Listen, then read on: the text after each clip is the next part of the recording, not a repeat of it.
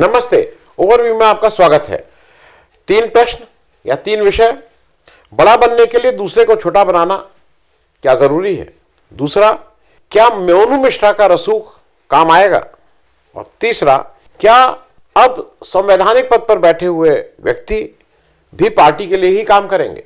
इन तीनों विषयों पे आगे बढ़े इससे पहले आपसे एक आग्रह, चैनल को सब्सक्राइब करें और अगर हो सके तो चैनल की मेंबरशिप ले लें। मेंबरशिप का मतलब कि हर महीने आपको एक छोटी रकम हमें सहयोग के रूप में देनी होगी और अगर आप हर महीने का कमिटमेंट नहीं करना चाहते हैं तो वन टाइम एक मुश्त एक बार भी हमारी आप आर्थिक सहायता कर सकते हैं, जिससे हमें चैनल चलाने में आसानी रहती है। तो अब सबसे पहली बात, बड़ा बनने के लिए दूसरे को छोटा बनाना क्या जरूरी है?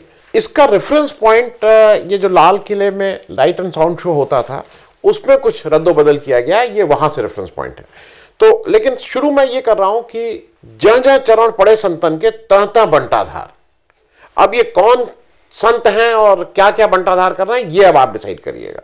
मेरे बहुत से लोगों को ये आपत्ति होती है कि आप नाम खुल के नहीं बोलते। थोड़ा सा चीजें मैं साफ सब कुछ बता देता हूं, लेकिन थोड़ा इंटरेस्टिंग ये भी रहेगा, आप भी थोड़ा तो आप भी अपनी तरफ करें कि ये किस व्यक्ति के बारे में बात हो रही है। ये जो व्यक्ति हैं ये दिल्ली चुनाव में इन्होंने किस तरह की भाषा यूज की और पाकिस्तान और कहां कहां का, बड़े हिस्टोरियन है, इतिहासकार हैं, सब जगह जाते हैं और बताते हैं कैसे कैसे इतिहास है। फिर ये कर्नाटक चुनाव होने वाला है, वहां पहुंच गए और टीपू सुल्तान को इन्होंने बताया कि टीपू सुल्तान को किस तरह से छोटा करने की कोशिश की गई। फिर गुजरात की जो इनकी गौरव गाथा है 2002 के बाद को मालूम ही है, मतलब उससे कोई छुपा नहीं है वो उस गौरव गाथा का, यश गाथा, गौरव गाथा। अब तो खैर सब लोग दिल्ली आ गए हैं। मुद्दा यह है कि दिल्ली के लाल किले पर एक लाइट एंड साउंड शो 1970 से चलता आ रहा है। हम सब लोगों ने देखा है, जब आदमी लाल किला पहले जाता था तो वो भी एक मस्ट सी था, शाम को होता था और जबरदस्त होता था। और मेरी शायद जितनी मुझे याद है और मेरी जानकारी है, हिंदुस्तान का पहला लाइट एंड साउंड शो था। अब नए शो का अभी 1-2 दिन पहले हमारे गृह मंत्री अमित शाह साहब ने नए शो का उद्घाटन किया है।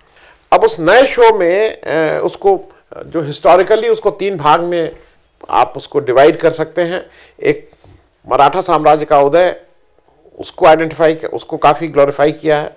1857 का जो पहला स्वतंत्रता संग्राम था उसकी क्रांति जो पहली थी उसकी बात हुई है और आईएनए के ट्रायल की बात हुई। ये 3 मोटे तौर पे जिसके अगल बगल ये सारा कुछ समेटा गया है। जो ये सारा लाइट एंड साउंड है वो प्रोजेक्शन मैपिंग है, लाइव एक्शन है, फिल्म है, लाइट एंड साउंड है, डांसर्स हैं, एक्टर्स हैं, पपेट्स हैं, ये सब मिला के एक बेहतरीन वो शो होता है। अब अभी क्या किया है कि जो नया अब शुरू किया है उसमें जब इन लोगों से पूछा गया तो उन्होंने कहा साहब पहले तो वो भारत सरकार के हिसाब से चलता था, लेकिन अब चूंकि दालमिया जी ने लाल किला ले लिया है तो दालमिया जी ने सरकार की जो गाइडलाइंस है उसके हिसाब से इसको बनाया। कुछ इस तरह के गोलमोल जवाब दिया गया है। लेकिन मूल मुद्दा क्या है वो समझ लीजिए। गांधी के रेफरेंस को कम कर दिया गया है। जैसे पहले गांधी का बहुत स्पेसिफिक रेफरेंस है, उनके बारे में थोड़ा कुछ लिखा भी गया, लेकिन अब गांधी को एक जनरल पासिंग रेफरेंस में सारे नेताओं के साथ उनको भी कर दिया गया है। फिर आईएनए के ट्रायल में पहले भूलाभाई देसाई और नेहरू का नाम लिया जाता था।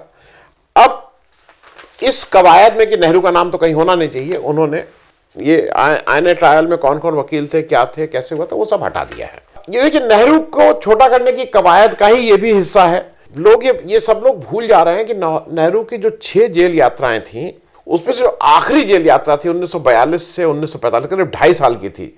उसमें उसके बाद जब नेहरू की जो वो विरासत को समझने के लिए, नेहरू की बात को समझने के लिए, अगर पुराना देखें तो डिस्कवरी ऑफ इंडिया, नेहरू ने बेहतरीन किताब लिखी इस देश की विरासत, इस देश की जो लीगेसी उसको समझने के लिए, उसको पढ़िए आप।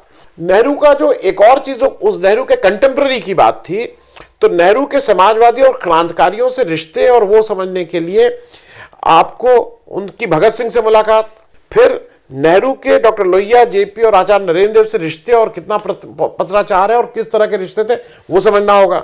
फिर सुभाष चंद्र बोस जब तक कांग्रेस में रहे तो उनके और नेहरू के रिश्ते और कांग्रेस छोड़ने के बाद उनकी जो एक दूसरे से घनिष्ठता थी वो भी जरा इसको समझने की चीज होगी। सुभाष चंद्र बोस जब इस कांग्रेस छोड़ के और अपना आईएनए बनाए और उसमें उन्होंने गांधी ब्रिगेड और नेहरू ब्रिगेड नाम रखा। उन्होंने उसका नाम सावरकर ब्रिगेड नहीं रखा, उन्होंने उसका नाम कोई और ब्रिगेड नहीं रखा, लेकिन उसका नाम उन्होंने गांधी और नेहरू ब्रिगेड रखा।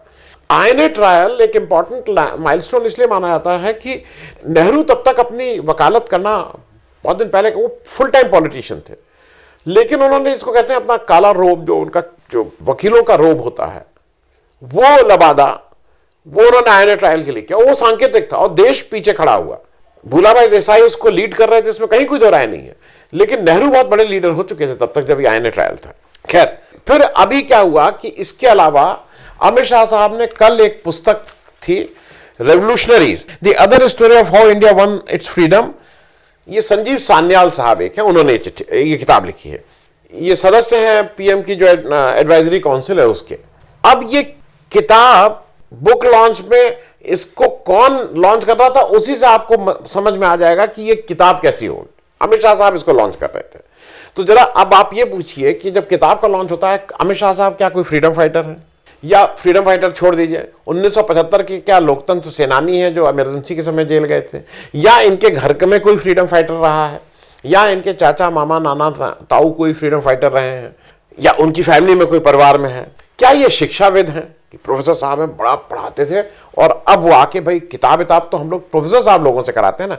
मैंने अपनी किताब का वो कराया तो मुझे पहले मैंने मनोज झा से क्या कहा था, मनोज झा के फ्लाइट लाइट का इधर उधर हुआ तो यहाँ पे रमेश दीक्षित थे, और जो मैंने चर्चा की वो मैंने आशुतोष जी से की। मैं सिर्फ बात इसलिए कर रहा हूं कि क्या शिक्षाविद हैं, मुझे ये जानकारी नहीं है।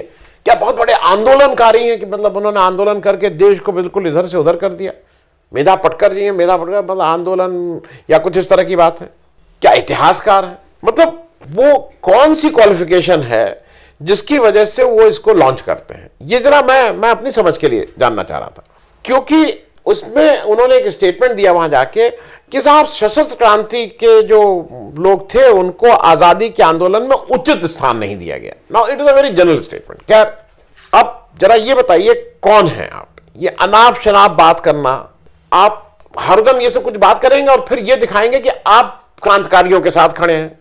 तो अभी आप पहले तो आप क्रांतिकारियों को वकालत करते हैं, कुछ दिन दिखाते हैं कि आप क्रांतिकारियों के साथ खड़े हैं, और फिर आप खुद ही आप लोग क्रांतिकारी बन जाते हैं। ये पूरा भाजपा का एक जो आप मानस देखिए वो इसी तरह की कोई डॉक्ट्रिन फैलाता है। वो बात करता है कि भगत सिंह और गांधी, अरे भाई भगत सिंह की मृत्यु के बाद उनके पिता कांग्रेस की सभाओं में आते थे, कांग्रेस वर्कर थे। आप सुभाष चंद्र बोस और आप दिखाते हैं सुभाष चंद्र बोस और गांधी की लड़ाई और कांग्रेस लड़ाई, तो कोई आपके साथ थे? अरे भाई सुभाष चंद्र बोस जब कांग्रेस छोड़ के भी गए, उसके बाद उन्होंने बापू को राष्ट्रपिता कहा, उसके बाद उन्होंने गांधी और नेहरू ब्रिगेड बनाई, और उसके बाद के उनके स्टेटमेंट देख लीजिए जो गांधी और नेहरू के बाद है।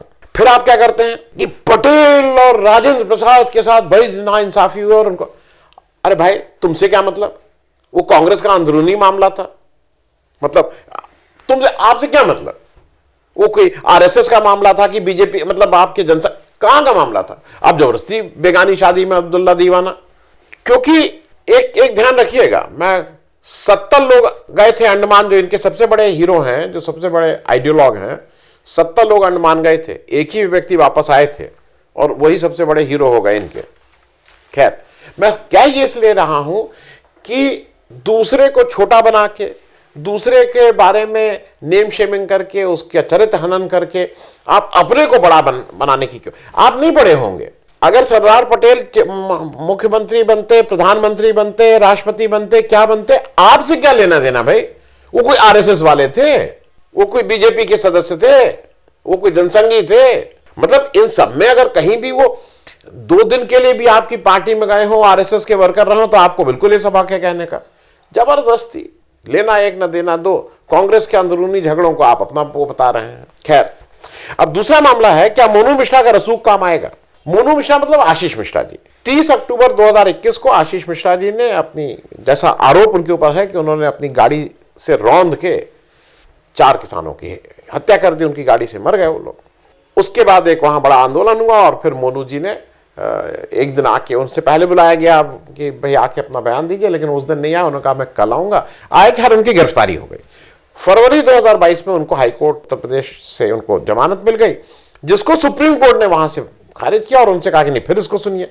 और फिर हाईकोर्ट ने उनकी जमानत सुनी और उसको जमानत रद्द की, और उसकी बहुत सख्त टिप्पणी की, बहुत सख्त टिप्पणी मंत्री के ऊपर की, ये सारे लोगों के पे की। मैं उस पर नहीं जा रहा हूं, मैं उस पर कई शोज कर चुका हूं। अब सुप्रीम कोर्ट में एक बेल एप्लीकेशन लगाई गई है। कारण यह बताया गया है कि केस बहुत लंबा चलेगा, 1 साल से ऊपर ये जेल में है मोनू मिश्रा जी, तो साहब इनको बेल दे दीजिए। सुप्रीम कोर्ट ने जो ट्रायल कोर्ट के एडिशनल सेशन जज से उनसे उन्होंने कहा कि स्टेटस रिपोर्ट दीजिए। वो स्टेटस रिपोर्ट एक बंद लिफाफे में आ गई। उस ट्रायल कोर्ट के जो जज साहब हैं उन्होंने बताया कि इस मुकदमे में 208 विटनेस हैं, 171 डॉक्यूमेंट्स हैं और 27 फॉरेंसिक की रिपोर्ट है।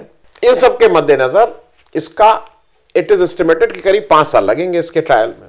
अब जो प्रशांत भूषण जी हैं, जो विक्टिम के वकील हैं, जिनके घर के लोग मरे हैं, उनका कहना है कि इसका डे टू डे ट्रायल चलाइए और तब तक इनको बेल ना दी जाए, क्योंकि बेल देते हैं तो ये जाके विटनेस को भी इफेक्ट किया था। एक विटनेस की मारपीट भी हुई थी।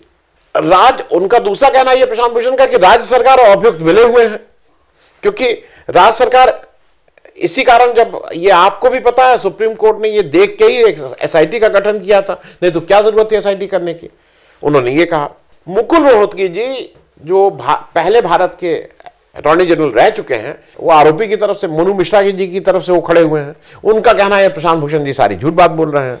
फिर सुप्रीम कोर्ट की तरफ से एक क्वेरी आई कि सुन, इसमें शायद 2 एफआईआर हुई थी, क्योंकि एक इन्होंने मारा, एक जो जीप जिन लोगों के ऊपर आरोप था कि उन्होंने इनको मारा, उनको एक जीप पकड़ में आ गई थी, उसके ड्राइवर को, और 2 लोगों को वहां मार दिया गया था। तो उनकी स्टेटस क्या उस केस की, उनकी क्या गिरफ्तारी हुई है, अगर गिरफ्तारी हुई अभी वो लोग कहां हैं, इत्यादि इत्यादि। और अब अगली तारीख उन्होंने 19 जनवरी को लगाई है। मुद्दा क्या है? मुद्दा यह है कि क्या ट्रायल के दौरान बेल देना उचित है। ये कई बार हम लोग कह चुके हैं कि jail is an exception, bail is general, लेकिन इस तरह के हीनियस क्राइम में, जहां मोनू मिश्रा के पिताजी जो टेनी मिश्रा जी हैं, पोजीशन ऑफ स्ट्रेंथ में है, ये देना ठीक रहेगा कि नहीं रहेगा, वो ट्रायल को इन्फ्लुएंस कर सकते हैं कि नहीं कर सकते हैं, ये कोर्ट को देखना है। क्योंकि जो इनके पिता हैं, जो मंत्री हैं केंद्रीय मंत्रिमंडल ने, उन्होंने अपने सार्वजनिक बयान में अपनी पोस्ट का हवाला देकर धमकी दी थी। उन्होंने ये भी कहा था कि पास्ट मेरा देख लो क्या है, ये सार्वजनिक उसमें है, तो पब्लिक डोमेन में है। क्या टेनी जी ने, जो मंत्री जी हैं, इस केस के में उसमें पत्रकारों ने जब पूछा, उसके साथ बदतमीजी नहीं की थी, तो अगर वो ये कर सकते हैं ऑन कैमरा, तो कैमरा जब ऑफ होगा तो क्या करते होंगे? क्योंकि देखिए 302 के वो लगा है उनके ऊपर। रौन कर मारने वाले जो इस तरह से रौन करके हीनियस क्राइम कर रहे हैं, कोल्ड ब्लडेड मर्डर है, क्या उनको रूटीन वे में बेल मिल जानी चाहिए? क्योंकि जो दूसरे आरोप दूसरे केस में है, जिन पर इनके ड्राइवर और 2 लोगों की हत्या का आरोप है, उनको क्या बेल मिल गई? क्योंकि उनका क्राइम रिएक्शन का है, उन्होंने अपने आप आके नहीं किया है, क्योंकि उनके लोग मरे तो उन्होंने रिएक्शन में ही किया। कोर्ट ने कहा है कि, कोर्ट ने बहुत ठीक बात कही, उसने कहा है कि हम इसमें बेल देने करते समय एक बैलेंस देखेंगे। बैलेंस आरोपित जो जिनके ऊपर आरोप है, मतलब मोनू मिश्रा जी, उनके सर्कमस्टेंसेस देखेंगे। फिर हम पीड़ित जो विक्टिम है उसको ये कितना क्या कर सकते हैं उसको देखेंगे। और तीसरा हम समाज को देखेंगे, समाज को भी मैसेज देनी आती है। मेरा अपना यह मानना है कि वो केवल अगर समाज या पीड़ित को देख लेंगे तो मेरे ख्याल में तो कहीं से भी आरोपित का दूर दूर तक कोई बेल मिलने का संभावना कम होती है, ऐसा मुझे लगता है। अब चलिए देखते हैं कि इसमें सुप्रीम कोर्ट को क्या लगता है, ये तो 19 जनवरी को ही पता लगेगा। अब हम तीसरी बात कर लें, क्या अब संवैधानिक पद पर बैठे व्यक्ति भी पार्टी के हित में काम कर रहे हैं? ये मैं इसलिए कह रहा हूं कि अभी हमारे वाइस प्रेसिडेंट साहब धनखड़ साहब और जो स्पीकर ऑफ लोकसभा बिरला साहब, ये सब लोग राजस्थान गए और वहां पे इन्होंने प्रिसाइडिंग अफसर्स का एक सम्मेलन हो रहा है, वहां पे इन्होंने अपनी अपनी बात कही है। इन्होंने फिर धनखड़ जी ने कॉलेजियम पे सवाल उठाए हैं, वो जुडिशरी पे लगातार हमला कर रहे हैं। वो आज सब पेपर में निकला, आप लोग उसको, मैं कुछ 2-3 बहुत बेसिक बातें कर रहा हूं। उन्होंने फिर कहा है कि विधायिका, कार्यपालिका और न्यायपालिका के सेपरेशन ऑफ पावर की जो doctrine of separation of power है उसकी बात कही कि सब अलग अलग है, एक दूसरे में इंटरफियर नहीं करना चाहिए। लेकिन जो सबसे ज्यादा हंसी की बात कही है उसमें उन्होंने कहा है कि जो कॉन्स्टिट्यूशनल पोस्ट पे बैठे हुए लोग हैं, इन लोगों को पॉलिटिकल स्टैंड नहीं लेना चाहिए। ये कौन कह रहा है जरा आप ये देखिए, कॉन्स्टिट्यूशनल पोस्ट पे बैठे हुए व्यक्ति को पॉलिटिकल स्टैंड नहीं लेना चाहिए, धनखड़ साहब कह रहे हैं। जब राज्यपाल ये थे वेस्ट बंगाल में तो ये क्या काम करते थे? वाइस प्रेसिडेंट होकर आए तो ये क्या काम कर रहे हैं? ये और बिरला साहब के ऊपर लगातार, ये तो राहुल गांधी अपनी प्रेस कॉन्फ्रेंस में खुल के बोल रहे हैं, आप क्यों नहीं कह रहे हैं? पार्लियामेंट में बोल रहे हैं। ये अपोजिशन का माइक जब वो बोलते हैं तो माइक बंद करवा देते हैं और ये कहते हैं कि हम पार्टी के उससे इन्फ्लुएंस नहीं है। विपक्ष जब अपनी बात कहता है तो आप लोग कहते हैं नहीं नहीं वो फिगर और फैक्ट और फिगर दीजिए, उसको सब्सटैंशिएट करिए। जबकि ये प्रिविलेज होती है मेंबर की कि भाई वो जो पार्लियामेंट के हाउस पे बोला उसको बहुत सी प्रिविलेजेस हैं, ये उस प्रिविलेज को हटाना चाहते हैं। नहीं आप इसमें बताइए कैसे आपने ये बोला। जो एक कॉन्स्टिट्यूशनल पोस्ट पे हरवंश जी भी बैठे हुए हैं राज्यसभा वाले, उन्होंने किसान बिल कैसे पास कराया था पूरी दुनिया, पूरे हिंदुस्तान ने देखा था, पूरी दुनिया ने देखा था। उस समय आपकी पॉलिटिकल एफिलिएशन कहां चला गया था, न्यूट्रलिटी कहां चली गई थी। अब आप कह रहे हैं न्यूट्रल होना चाहिए। आप जुडिशरी से कह रहे हैं कि जुडिशरी को वन अपमैनशिप नहीं करनी चाहिए। अरे साहब, जुडिशरी वन अपमैनशिप नहीं कर रही है, लेकिन अभी भी बहुत से लोगों को यह है कि भैया जुडिशरी है, अदालत है, इसलिए कहीं कुछ राहत है, कोई किरण दिखाई दे रही कि कहीं कुछ ऐसी है। आपके ऊपर लोगों को नहीं विश्वास रह गया है। क्योंकि एक चीज और कह दूं, ये बार बार इस चीज को उठाते हैं, ये बार बार वो नेशनल जुडिशियल अपॉइंटमेंट कमीशन जो एक्ट बना था 2015 में, जिसको सुप्रीम कोर्ट ने खारिज कर दिया है, खत्म कर दिया है, ये उसकी बात उठाते रहते हैं। मुझे ऐसा लगता है कि वो भी एक गैर कानूनी बात है। एक कानून जिसको खारिज किया गया है उसका हवाला अगर आप दे रहे हैं तो आप कंटेम्प्ट ऑफ कोर्ट भी कर रहे हैं। तो ये सारे लोगों का एक गेम प्लान है, क्योंकि इसमें आप कहीं ना कहीं एक एफर्ट देख रहे हैं, कंबाइंड एफर्ट है। जिस तरह का व्यवहार तमिलनाडु के गवर्नर अभी कर रहे हैं, मतलब वो गवर्नर और गवर्नमेंट के बीच का वो अपने को क्या चाहते हैं, जिस तरह का व्यवहार केरल के गवर्नर साहब कर रहे हैं, जिस तरह का व्यवहार महाराष्ट्र के गवर्नर साहब कर रहे हैं, ये सब लोग वहां की जो उनकी सोसाइटी है, जो उनका सोशल एथॉस है, उसमें भी ये बोल रहे हैं। ये इनको मतलब जो उनका मूवमेंट है, जो प्राइड है, उस पर भी इनको दिक्कत है। खैर, मेरा सिर्फ कहना यह है कि संवैधानिक पद पे बैठे हुए लोग जो धनखड़ साहब कह रहे हैं उसको केवल प्रीच ना करें, उसको प्रैक्टिस भी करें, तो देश का भी भला होगा, लोकतंत्र का भी भला होगा। थैंक यू सो मच, धन्यवाद।